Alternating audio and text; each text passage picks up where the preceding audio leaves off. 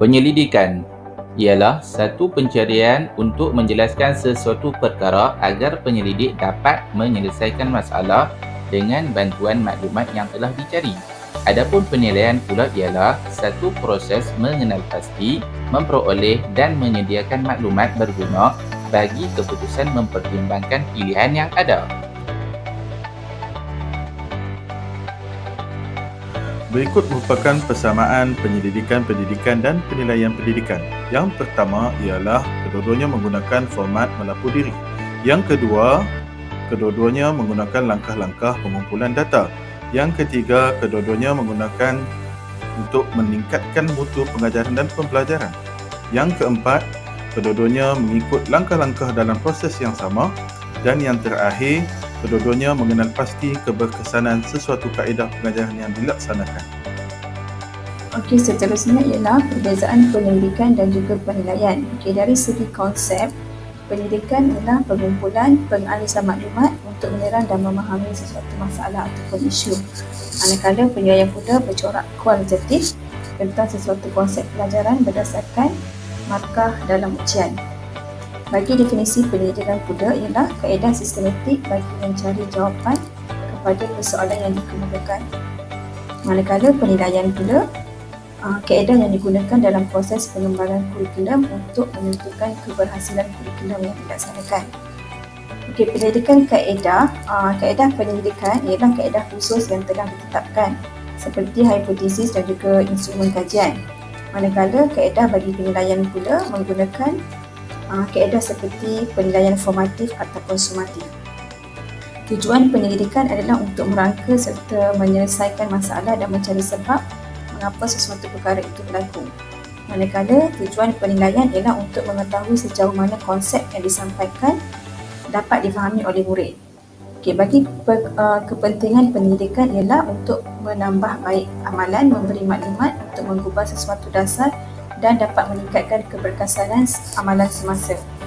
Manakala kepentingan penilaian pula untuk mengenal pasti kefahaman murid-murid dan kaedah ataupun teknik pengajaran mereka yang lebih besar.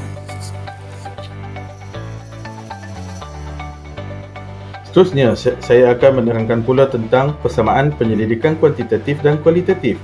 Yang pertama, dari segi pemboleh ubah. Contohnya, pemboleh ubah konsep atau konstruk yang diselidik oleh penyelidik. Yang kedua, dari segi kaedah pengumpulan. Contohnya, konteks pengumpulan data yang sistematik seperti menggunakan data primer dan sekunder dalam proses penelitiannya. Yang ketiga, dari segi langkah prosedur, iaitu langkah prosedur penyelidikan seperti memulakan penyelidikan dengan pengenalpastian masalah yang akan diteliti. Yang keempat, format melapor.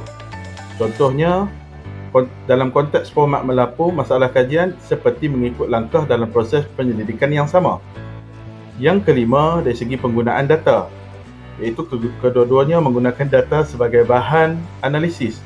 Dan yang terakhir, dari segi ukuran datanya, iaitu menggunakan data yang dikumpulkan dari proses penelitian untuk menghasilkan hasil data.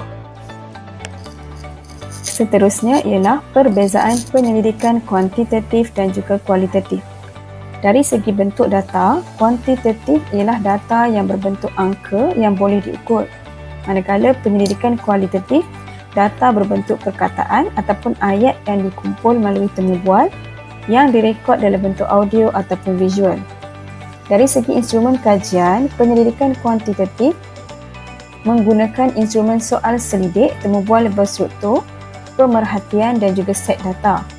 Manakala bagi penyelidikan kualitatif, instrumen utama ialah penyelidik. Penyelidik perlu berada dalam situasi yang dikaji, mendengar dan memerhati sendiri fenomena yang dikaji.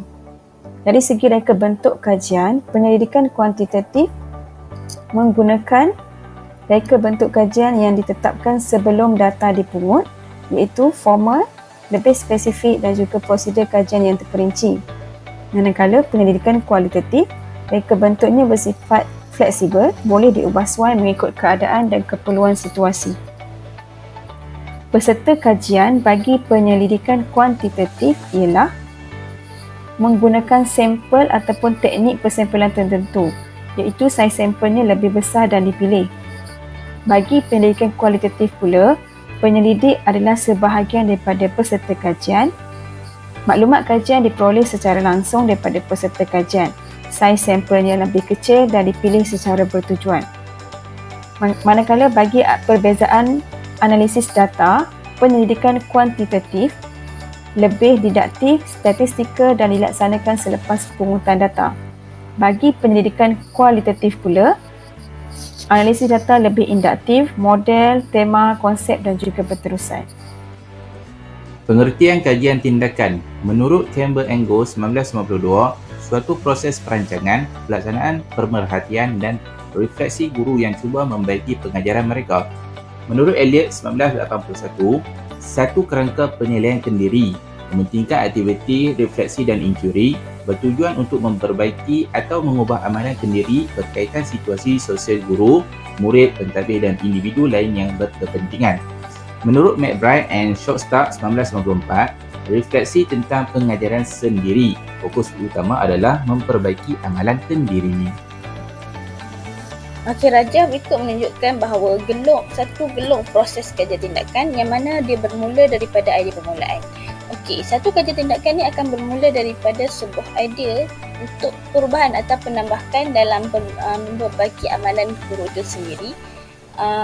Kemudian guru akan masuk ke proses kedua iaitu membina rancangan tindakan.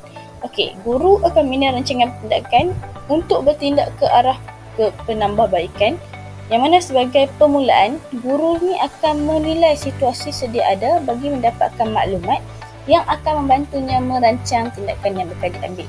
Setelah rancangan tindakan dibina, kemudian guru akan terus untuk melaksanakan tindakan. Okey, pada waktu ini, guru-guru akan menyemak kembali soalan-soalan latihan yang telah diberikan untuk mengenal pasti soalan mana yang telah gagal dijawab oleh pelajar atau kesukaran yang dihadapi oleh pelajar. Pada saat ini, guru akan mengenal pastilah masalah sebenar kepada pelajar dalam tempat-tempat tertentulah dalam pengajaran-pengajaran yang tertentu. Okey. Setelah itu, guru-guru akan cuba untuk mengajar semula topik yang telah dikenal pasti menjadi kesukaran kepada pelajar dengan menggunakan kaedah yang lain atau telah menggunakan contoh-contoh yang lebih mudah serta memberi latihan dan bimbingan dengan menggunakan kaedah-kaedah yang lain supaya pelajar lebih memahami topik yang telah dikenal pasti. Okey, setelah guru melaksanakan tindakan itu, guru akan memerhati kesan daripada tindakan pelaksanaan setelah dia dah ubah cara pengajaran, jenis latihan dan bimbingan yang diberi. Dia akan memerhati kesan daripada tindakan pelaksanaan itu. Okey, guru akan menguasai sama ada pelajar boleh menguasai ataupun tidak dengan menggunakan teknik yang telah baru, penambahbaikan yang telah dibuat secara baru. Dan pada akhir sekali, guru akan merefleks untuk kenal pasti kelemahan yang dihadapi semula. Okey, jika berjaya, akan stay lah. Kalau tak berjaya, akan ulang semula gelung yang sama.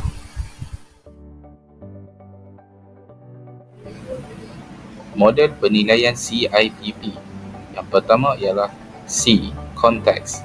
Tertumpu kepada persekitaran di mana perubahan akan berlaku dan masalah persekitaran yang dihadapi. Tujuan penilaian ini adalah untuk menentukan kesesuaian persekitaran dalam membantu pencapaian matlamat dan objektif pelaksanaan program. I. Input. Tertumpu kepada strategi dan sumber yang akan digunakan dalam membantu pencapaian matlamat dan objektif program. Ini termasuklah mengenal pasti sistem, strategi dan prosedur yang membantu pelaksanaan program. B. Proses. Tertumpu kepada bagaimanakah strategi dan proses yang digunakan untuk mencapai objektif dan matlamat program telah dijalankan. Maklumat ini perlu diketahui dari masa ke semasa untuk mengawal pelaksanaan program. P yang seterusnya ialah produk. Tertumpu kepada hasil program di mana adakah matlamat yang telah ditetapkan telah tercapai atau tidak. Penilaian autentik adalah satu bentuk penilaian penilaian di mana pelajar diminta untuk melaksanakan tugas-tugas dalam dunia sebenar yang menunjukkan penggunaan pengetahuan dan kemahiran yang penting. Mueller 2014. Pentaksiran autentik ialah satu bentuk penilaian yang berlainan daripada formal seperti penilaian formatif dan penilaian sumatif yang boleh digunakan oleh guru dalam bilik darjah. Hoyt 1990 mengertikan bentuk penilaian berdasarkan pencapaian sebenar yang ditunjukkan oleh murid-murid.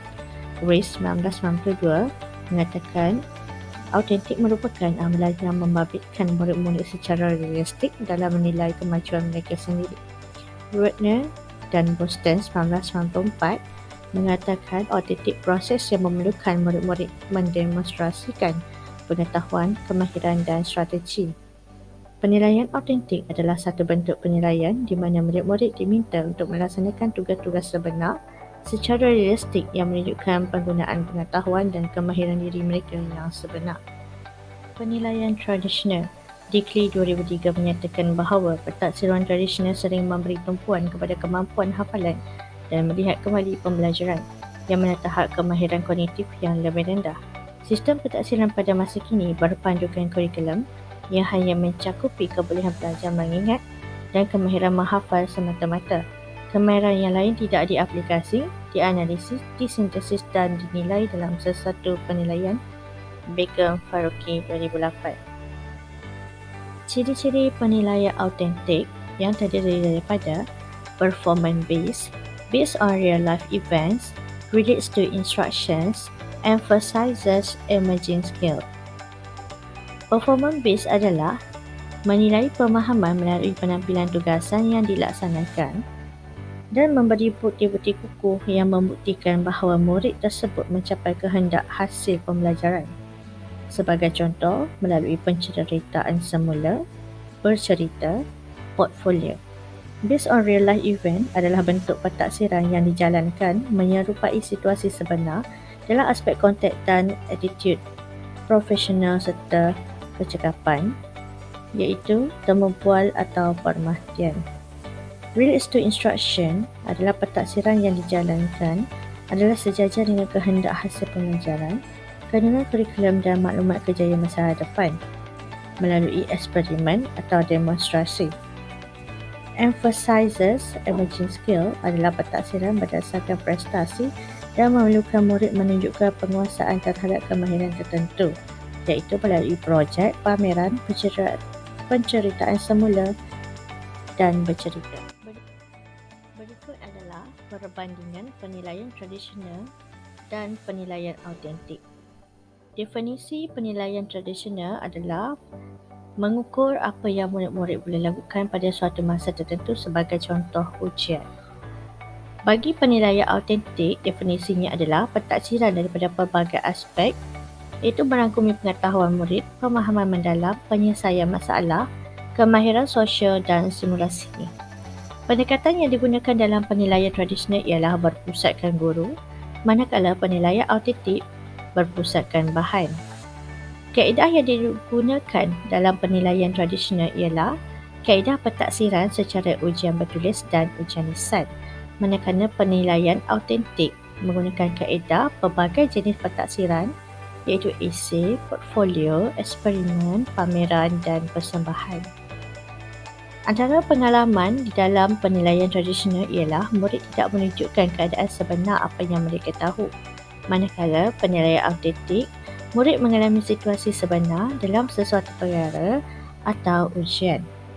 Terdapat pelbagai lagi perbandingan iaitu proses, soalan, orientasi, hasil, pembelajaran, aras dan perancangan. Sebagai contoh, perancangan, guru tidak dapat merancang pengajaran berdasarkan kecenderungan dan keupayaan murid secara langsung dalam penilaian tradisional. Manakala dalam penilaian autentik, perancangan guru dapat merancang pengajaran berdasarkan kecenderungan dan keupayaan. Dalam kesimpulannya, penyelidikan dan penilaian kurikulum bilik darjah menggunakan pendekatan penyelidikan untuk memahami dan memperbaiki proses pengajaran dan pembelajaran di dalam kelas. Penyelidikan dan penilaian kurikulum bilik darjah membantu guru memahami dan meningkatkan proses pembelajaran serta memastikan pencapaian murid secara holistik. Menurut Burnett, guru masih lagi menganggap penyelidikan di dalam pengajaran merupakan satu beban sampingan. Hakikatnya, penyelidikan atau kajian tindakan dapat membantu guru mempersiapkan diri untuk melakukan perubahan berdasarkan penyelidikan dengan pengalaman sendiri. Kajian tindakan ini memainkan peranan yang penting di dalam dunia penyelidikan. Oleh itu, semua sekolah dan institusi pendidikan kerajaan dan swasta hendaklah bergabung bahu dan bekerjasama melakukan perubahan dengan bersungguh-sungguh untuk melahirkan masyarakat yang seimbang dari sudut intelek, rohani, emosi dan jasmani, iaitu Cherish, dari bangku sekolah lagi. Sekian, terima kasih.